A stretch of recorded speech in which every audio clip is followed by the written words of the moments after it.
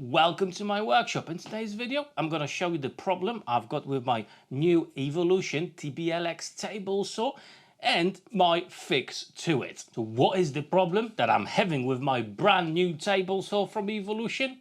Well, it's not the saw itself, it's actually a lack of accessory that I really need in my workflow. The saw itself does come with a standard large riving knife that accommodates a blade guard. And you can actually purchase the small riving knife off Evolution website. However, unfortunately, it's not available in my country. Plus, it costs around 20 British pounds.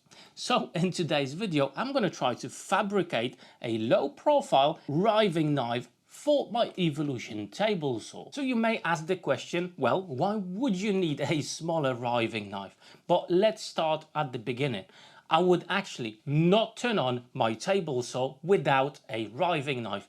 It's a crucial safety feature in my opinion. So why would I need a short one? Well, basically the short version of the riving knife is just below the level of the teeth of the blade. That will basically allow you to make cuts where the top part of the material stays intact. For example, half lap joinery, or if you want to cut tenons, some of the jigs that you want to add to your table saw, for example, like a crosscut sled, that requires a riving knife as well. Plus you've got dados, you've got grooves, or anything in between of that nature. Now I do want to use this large riving knife as a template. Now obviously, before you're gonna start touching anything here, make sure the table saw is disconnected. So as I did mention, I want the new riving knife to be a few millimeters under the level of the teeth of my blade. I would say probably around 2, maybe 3 millimeters max. And to make sure I'm going to be drawing a straight line on my riving knife, I'm going to use this spirit level to help me out with that, guide me through the process. And that seems to be perfect.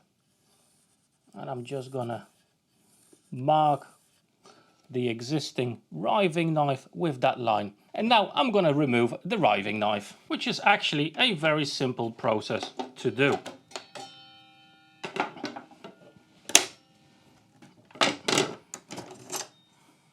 There you go. Now the original riving knife, the thickness of that is 2 millimeters. Therefore I have purchased a piece of steel that's, well, you guessed it, 2 millimeters. Now the original blades from Evolution, I think the curve is 2.4 millimeters. However, most of the table saw blades are at 3 millimeters. So let's trace the riving knife, get the shape right, and we'll start cutting it out. As you can see, there is a certain pattern of the riving knife with a hole for a pin as well. So we need to make sure we've got all those pieces in our riving knife. So I'm just going to mark up my piece of steel. Now, as we're going to be cutting this out, we need to make sure that we are on the line, okay, that none of the line remains. And to actually cut this out, I'm going to be using my cordless angle grinder with a metal cutting blade here. Tell you what, it's absolutely fantastic. I had it for over a year now, and I will never go back to a corded version. If you are in a market for a angle grinder that's cordless, tell you what, I'm going to drop some links down below in the description of this video to Amazon so you can have a look yourself. But it's definitely worth it. It's fantastic. But if you are doing anything with an angle grinder, make sure your PPE is up to spec. So I'm going to wear some glasses, and in this case we will create a lot of sparks, so an apron of some sort will definitely help as well. Metalworking for me, it's not something I'm really good at. I don't have any special tools for it, so I'm just going to try to use what I've got in my workshop. However, if your workshop is kitted a little bit more, definitely use all the tools you've got to make this task as easy as possible. Now, just make sure to be careful, as that piece of steel, tell you what, that's going to be very, very hot. Now it's time to pre-drill the hole, and again I'm just using what I've got in my workshop. Well, as you can see, it is taking shape, not too bad. The hole is done, but hey, it's a little bit scruffy. Now, as I mentioned, I don't have any special metalworking tools, so I don't have any special sanding capabilities for metal, so I'm just going to use what I've got.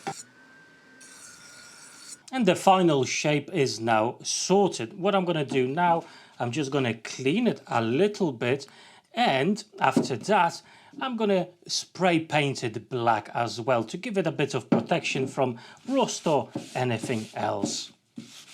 As you're going to be sanding this down, make sure that the edges are rounded off a little bit, okay? So they're not sharp, there's nothing sticking out, anything that would stop your piece of timber from going through smoothly. So make sure this is nicely rounded over. And check that out. I think that came out not too shabby at all. Let's have a look if it actually fits. Right, and moment of truth. Well, fits lovely, nice and solid, and by the looks of things, perfectly tracking the blade as well. Nicely secured, not moving, and behind the blade, absolutely brilliant. Bit of a side view so you can check this out.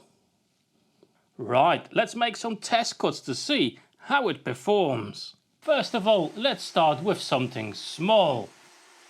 And as you can see, the process went with no issues at all. Let's try something a little bit more substantial.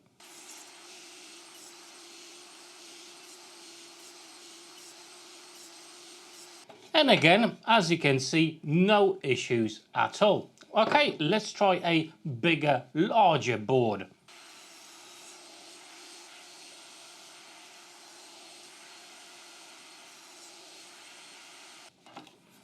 And check that out.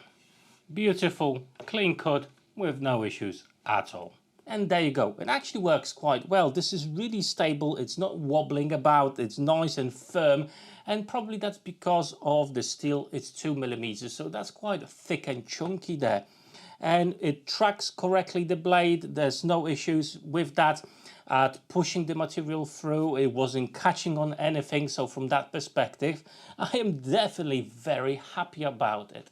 However, would I recommend anybody making this? Probably not, as there is many mistakes that you can make on the way. It seems to be fairly simple to do. However, I presume there is some math behind the riving knife to be exact location behind the blade at exact distance to work 100% accurate. In my case, well, I did track the original blade. However, obviously, I wasn't perfect in following that. So from that perspective, I'm not sure how that will affect the overall safety. If there is an exact figure that the riving knife needs to be behind the blade. If there is, and you know it, please let me know down below in the comments section. So overall, if eventually I will be able to actually purchase the original riving knife, that's what I'm going to do. However, for now, that will give me more protection than actually not having it at all. So yeah, I'm going to be using this until I get the original. Now, if you are interested in this particular table, so the Evolution TBLX, well, I do have it fully covered on my channel. So I'm going to leave some links to my videos down below, from tuning it up to absolutely perfection to basic assembly of this as well. And on top of it, I do have a very hefty discount code that you can use on the Evolution website. If you're in the market for a new table saw or any other tools from Evolution, check it out, as it is 10% off. So that is quite a lot. Again, details in the description of this video. Now, I hope you enjoyed today's video. I hope it was interesting to watch. So if it was, drop me that like button down below. And if you're new to my channel, please consider subscribing. At this point, I just want to say a massive thank you to my Patreons for the ongoing support they give me. And before you go, check out these two cool playlists, already full of great videos. Click on them and maybe you'll find your next one to watch. For today, that's all. Thank you so much for watching. Take care.